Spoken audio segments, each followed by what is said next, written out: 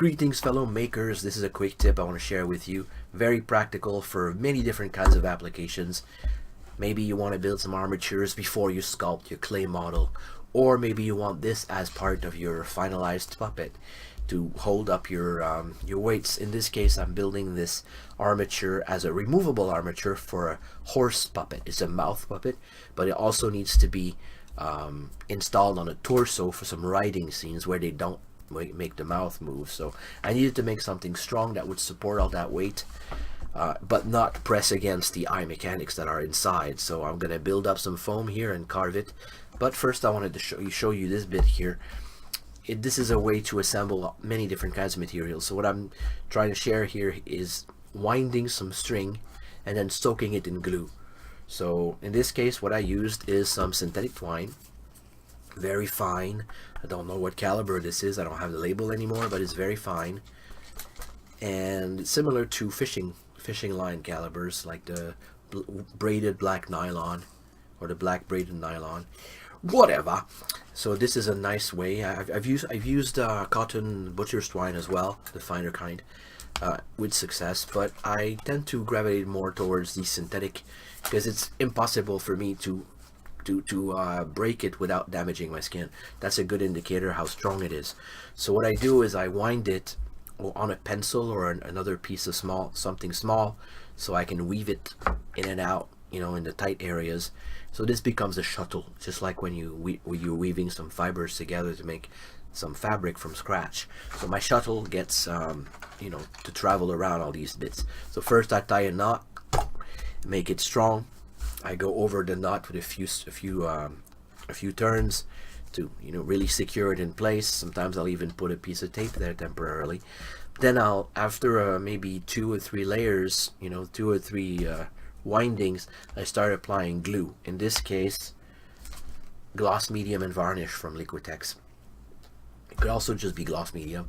I don't know if they changed the name or if they just have a different material. I don't see a difference. Even though for a few years I bought this bottle because that's all they had at the local store, but I used to use the other stuff that was just called gloss medium. So I don't know if there's a difference. I don't know if it's just a new name. Doesn't matter. It's flexible, it's acrylic, it gets in the fibers or between them at least, and it holds everything together really strong. You could use wood glue, but it does become brittle over time. All the brands I've ever tried, from the white glues to the yellow glues, carpenter quality, doesn't matter, they've all become brittle without being exposed to the cold. Some display pieces as well as some performance pieces have developed cracks, deep ones. So I don't use this stuff anymore for that. I will still use them for wood, which is what they're designed for, but for this winding method or even for paper mache, I avoid them now. So this glue, gloss medium and varnish, to be soaked and massaged into and within the fibers of this string, and I keep wrapping and wrapping until all the gaps are filled, until there's a lot of overlap on each piece. In this case it's a minimum of 3/4 inch of overlap at least on the plastic, to join the plastic with the wood, and about 1/2 inch of overlap for the smaller pieces of metal. This is just painted steel rod. I bought it like that. I didn't bother stripping it. It just comes this way from where I get it from. So there you go.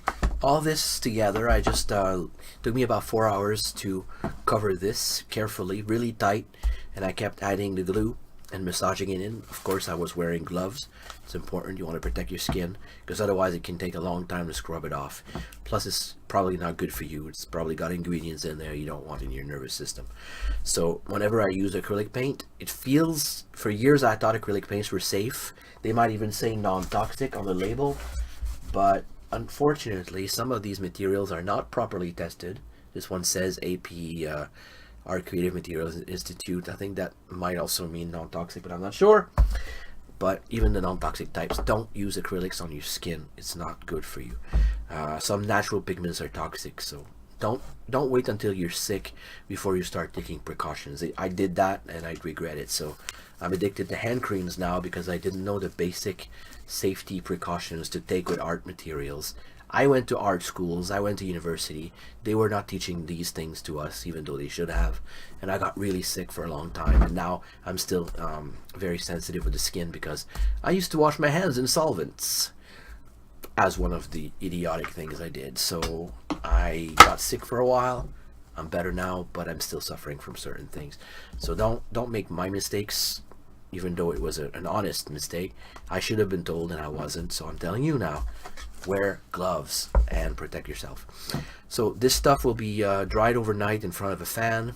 It will still not be fully cured. Acrylics take at least 24 hours to dry, but it will be strong enough for me to do the next stages that I need to build onto this, which is gluing a block of foam there and carving it to fit tightly inside my puppet head.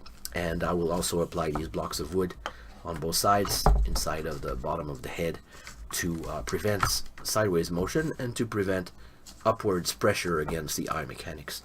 So all these things can be thought more specifically. I can create some specific training for you should you need it.